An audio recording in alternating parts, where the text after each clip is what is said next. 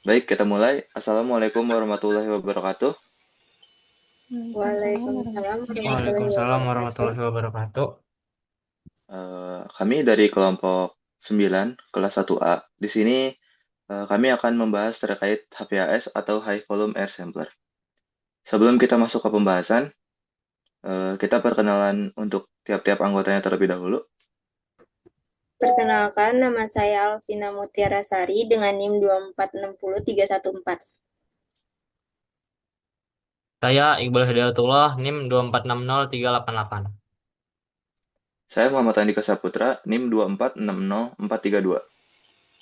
Saya Naila Zawa Sabila dengan NIM 2460466.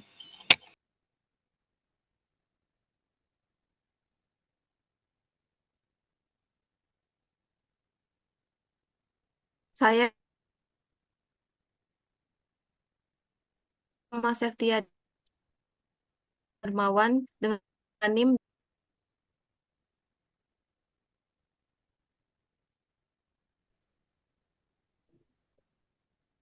Saya Zalfa Cantika Kumar Putri dengan NIM 2460547.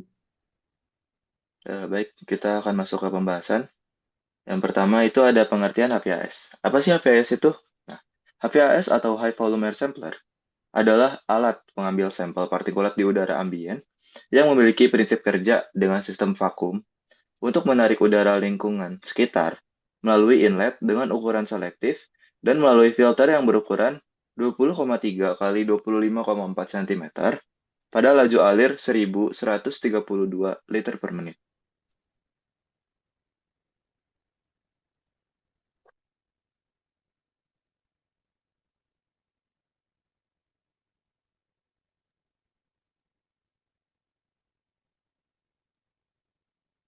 Selanjutnya, prinsip kerja HVAS. Prinsip kerja HVAS adalah menarik udara dalam jumlah besar menggunakan kipas atau pompa, lalu mengalirkan udara tersebut melalui kertas saring khusus. Partikel-partikel yang ada di udara akan tertahan di kertas saring tersebut setelah pengambilan sampel selesai.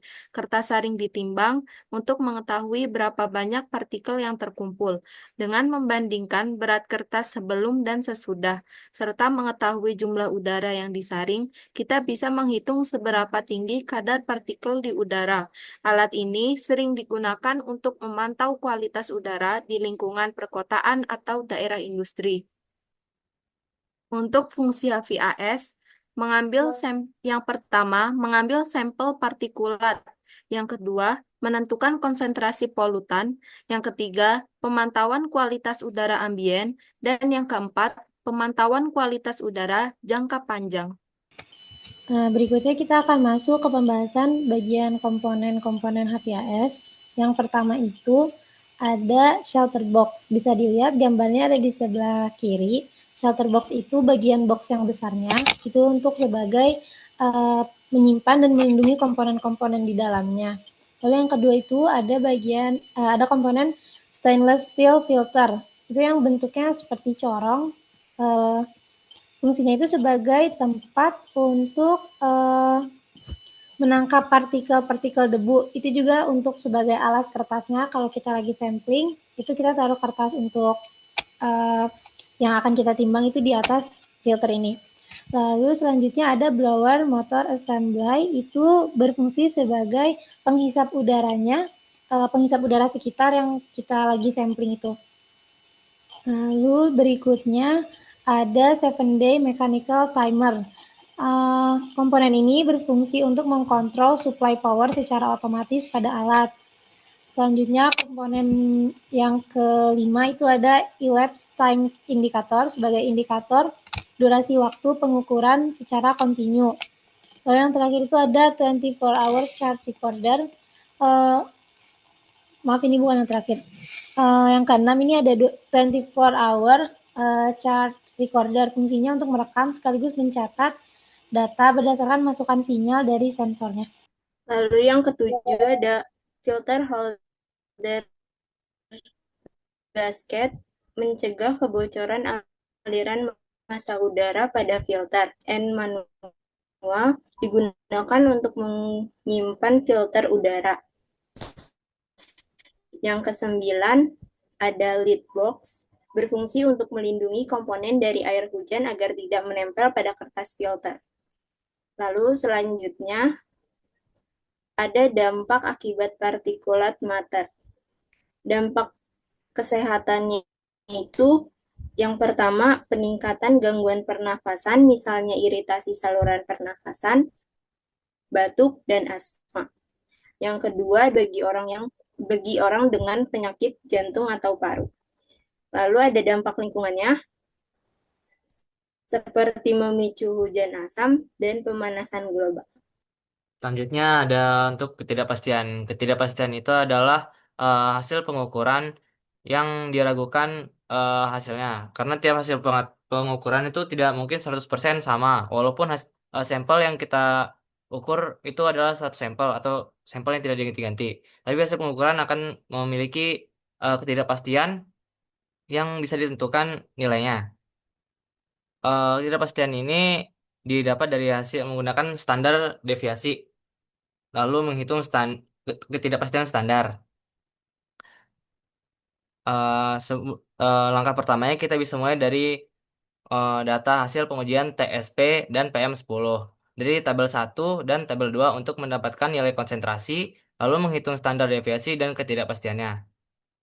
Langkah pertama di sini kita punya nilai dari data TSP itu 51,26, 62,77, 53,54, 80,53, dan 73,73 microgram per eh, nanometer kubik, newton meter kubik.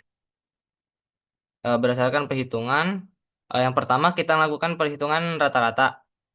Jadi sumber datanya dijumlahkan dibagi dengan jumlah datanya. Itu mendapatkan nilai rata-rata. Setelah didapat nilai rata-rata, kita menghitung standar deviasi. Rumus standar deviasi itu akar sigma xi min x bar per n min 1.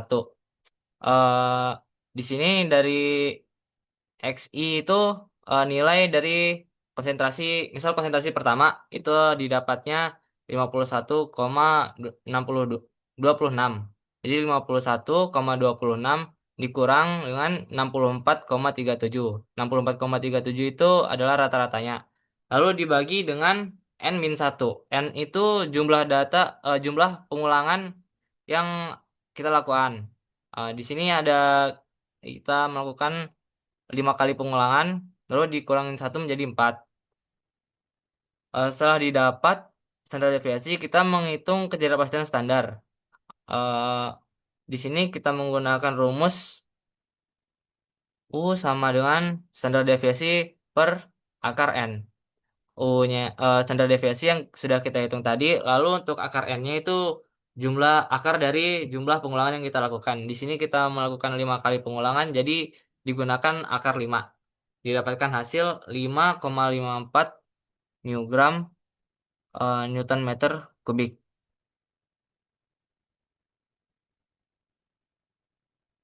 Selanjutnya, untuk menghitung ketidakpastian dari PM10, kita bisa melihat dari data grafik pada slide sebelumnya, yaitu diperoleh datanya sebanyak 5 kali pengulangan, yaitu 48,39, lalu 41,26, 48,92, 75,36, dan 65,88 microgram per newton meter kubik. Lalu untuk mencari ketidakpastiannya, dihitung dulu rata-rata dari data yang sudah didapat, dijumlahkan lalu dibagi dengan banyaknya pengulangan, itu 5. Didapatkan hasil sebesar 55,56 microgram per newton meter kubik. Lalu kedua itu perhitungan standar deviasi menggunakan rumus akar dari sigma x 1 min x rata-rata per n min 1. X ini adalah sama seperti yang dijelaskan sebelumnya, yaitu data pertama dikurang dengan nilai rata-ratanya. Seperti 48,36 dikurang 55,56, hasilnya min 7,17. Lalu dikuadratkan dibagi dengan n min 1 N itu adalah banyaknya pengulangan dikurang 1 jadi 4. Hasilnya sebesar 13,31 mg per Newton meter kubik. Lalu langkah ketiga, untuk mencari ketidakpastian standar menggunakan rumus U sama dengan SD per akar N. Standar deviasinya sudah didapatkan, yaitu 13,31 per akar N. Banyaknya pengulangan adalah 5, sehingga nilainya yang didapatkan sebesar 5,95 mg per Newton meter kubik. Untuk hipotesis kami dari kelompok kami terhadap jurnal yang kami bahas, yaitu dalam jurnal didapatkan penelitian ini bahwa penelitian dilakukan di Kecamatan Ciruas yang memiliki tingkat kepadatan penduduk, aktivitas industri, dan volume lalu lintas kendaraan yang tinggi. Konsentrasi pencemaran udara berupa total suspend partikulat atau TSP dan partikulat meter 10 atau PM10 di udara ambien masih berada dalam batas aman sesuai dengan baku mutu yang telah ditetapkan oleh pemerintah dalam Peraturan Pemerintah Nomor 41 Tahun 1999 tentang pengendalian pencemaran udara. Dengan demikian, kelompok kami dapat mengasumsikan bahwa kualitas udara ambien yang sudah diteliti di Kecamatan Ciruas yang tertera dalam jurnal itu mencapai tingkat pencemaran yang membahayakan kesehatan masyarakat karena kadar TSP dan PM10 yang terukur tidak melebihi ambang batas masing-masing, yaitu 230 mg per Newton meter kubik untuk TSP dan 150 mg per Newton meter kubik untuk PM10 dalam periode 24 jam. Hipotesis ini akan diuji melalui pengukuran langsung menggunakan metode gravimetri dan alat high volume air sampler atau HVAS agar dapat diperoleh data yang objektif mengenai kondisi pencemaran udara di wilayah tersebut. Baik, yang selanjutnya di sini ada daftar pustaka. Ini ada jurnal dari sumber yang kita gunakan di sini, jurnalnya dari Fitriah dan Yana. Mungkin dicukupkan dulu untuk pembahasan HVAS pada pertemuan kali ini. Semoga yang disampaikan semuanya bermanfaat. Sekian dari kelompok kami. Wabillahi taufiq wal hidayah. Wassalamualaikum warahmatullahi wabarakatuh. Waalaikumsalam warahmatullahi wabarakatuh. Waalaikumsalam warahmatullahi wabarakatuh.